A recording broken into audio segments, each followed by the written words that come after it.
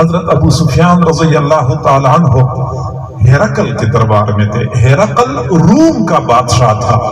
جب حضور صلی اللہ علیہ وسلم نے روم کے بادشاہ کے پاس خط بھیجا اور اس خط میں اس کو دعوت دی تھی کہ آپ اسلام قبول کر لیں، وہ بڑا سمجھدار بندہ تھا، وہ آسمانی کتابوں کا عالم تھا۔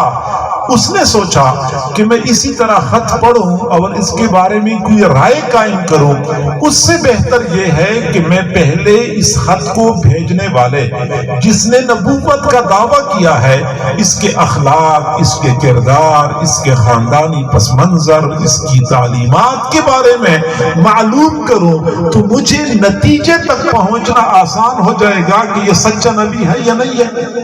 اب یہ بات معلوم کرنے کے لیے اس نے اپنے کارندوں سے کہا کہ ہماری ملک روم میں اگر عرب علاقے سے کوئی قافلہ آیا ہوا ہو تو اس قافلے کے لوگوں کو میرے پاس لے آؤ، میں کچھ سوالات پوچھتا ہوں۔ تو ان دنوں میں حضرت ابو سفیان رضی اللہ تعالیٰ عنہ اپنے ساتھیوں کے ہمراہ روم تشریف لے گئے تھے تجارت کے لیے۔ ابھی یہ مسلمان نہیں ہو چکے تھے، تو ہرقل کے کارندوں نے ان کو لیا اور ہرقل کے پاس پیش کیا۔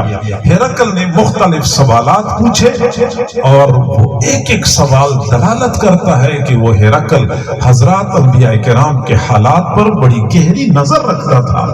ہرقل نے ایک سوال یہ پوچھا، بماذا یأمرکم، جس بندے نے نبوت کا دعویٰ کیا ہے، ان کی تعلیمات کیا ہیں، وہ تمہیں کن باتوں کا حکم دیتے ہیں؟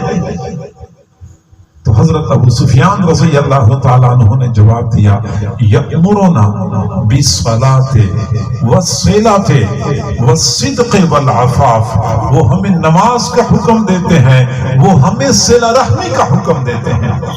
تو حضرت ابو سفیان رضی اللہ تعالیٰ عنہ ابھی مسلمان نہیں ہو چکے تھے، لیکن انہوں نے حضور صلی اللہ علیہ وسلم کی تعلیمات کا جب تذکرہ کیا تو دوسری تعلیمات کے ساتھ ساتھ صلہ رحمی کو خاص طور پہ ذکر کیا کہ حضور صلہ رحمی کا حکم دیتے ہیں۔